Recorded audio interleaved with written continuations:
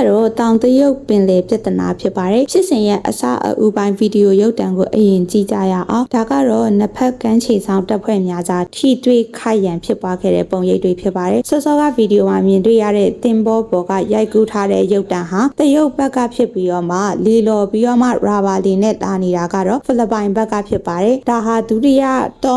Second Thomas Shaw ပေါ့နော်တောင်ခုံး area အနီးမှာထိတွေ့ခိုက်ရန်ဖြစ်ပွားခဲ့တဲ့ပုံရိပ်တွေပဲဖြစ်ပါတယ်ဖိလစ်ပိုင်အာဏာပိုင်တွေရဲ့ထုတ်ပြန်ချက်အရသူတို့ရဲ့ရေတပ်စစ်တီတအူကဒုံနဲ့ရိုက်နှက်ခံရတာကြောင့်ဦးကောင်းမှတရားရရှိခဲ့ပြီးတော့မှရာဘာလီလည်းပျက်စီးသွားခဲ့ရတယ်လို့သိရပါတယ်တရုတ်နိုင်ငံခြားရေးဝန်ကြီးဌာနနဲ့တရုတ်ကမ်းခြေဆောင်တပ်ဖွဲ့တို့ကတော့ဖိလစ်ပိုင်ဘက်ကရာဘာလီနှစ်စီးနဲ့တရုတ်ကင်းလက်တင်ဘောကိုဝင်တိုက်ပြီးတော့မှတွားရောက်ရန်စခဲ့တာဖြစ်ကြောင်းပြန်လည်ခြေပထားပါတယ်ဖိလစ်ပိုင်ဘက်ကလီလော်ဒုတ်တွေဒုတ်ရှည်တွေကိုအသုံးပြုပြီးတော့မှတရုတ်အရာရှိတွေကိုအရင်စတင်တိုက်ခိုက်ခဲ့တာဖြစ်ပြီးတော့မှအချက်အလက်တွေကိုလှည့်ဖြားပြီးတော့မှမတမာတဲ့စေတနာနဲ့ဝါဒဖြန့်ဖို့ကြိုးစားနေတာဟာအလွန်ပြင်းထန်တဲ့လုပ်ရက်ဖြစ်တယ်လို့ပြောဆိုထားပါတယ်ဒါပေမဲ့လည်းတရုတ်ကမ်းခြေဆောင်တပ်ဖွဲ့ရဲ့ထပ်မံထုတ်ပြန်ချက်တွေကတော့လူသားချင်းစာနာထောက်ထားမှုဆိုင်ရာအကြောင်းပြချက်နဲ့ဖိလစ်ပိုင်ဘက်ကဒဏ်ရာရရှိသွားတဲ့ရေတပ်စစ်တီကိုတောင်တင်နေတဲ့စစ်တင်မောပေါ်ကနေတွားရောက်ခေါ်ဆောင်ပြီးတော့မှတင်ဘောငယ်တစ်စီးစေလွတ်ခွင့်ပြုခဲ့တယ်လို့ဆိုပါတယ်တရုတ်ဘက်ကလုပ်ငန်းစဉ်တစ်ခုလုံးကိုစစ်ဆေးစောင့်ကြည့်မှုတွေပြုလုပ်ခဲ့တာပါဖိလစ်ပိုင်စစ်တပ်ကတော့တရုတ်ဘက်ရဲ့ဆွဲချက်တီကိုမဟုတ်မမှန်ပဲအထင်အမြင်လွဲမအောင်လှုပ်ဆောင်ခြင်းဖြစ်တယ်လို့တုံ့ပြန်ထားပြီးတော့မှသူတို့ရဲ့အရာရှိတွေဟာ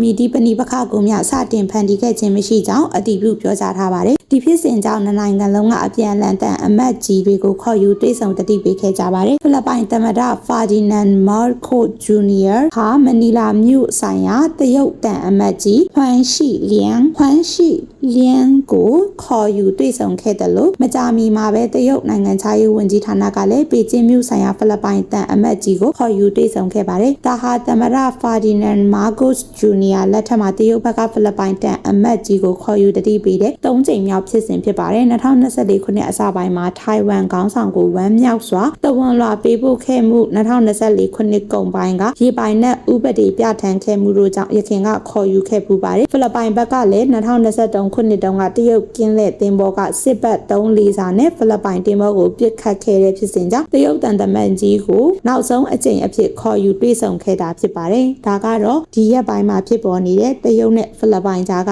တင်းမာမှုရေပိုင်နက်အတွင်းမှာဖြစ်ခဲ့တဲ့ဟာကိုဘာသာပြန်တင်ဆက်ပေးလိုက်တာဖြစ်ပါတယ်ရှင်နောက်ဗီဒီယိုမှာပြန်တွေ့ကြမယ်နော်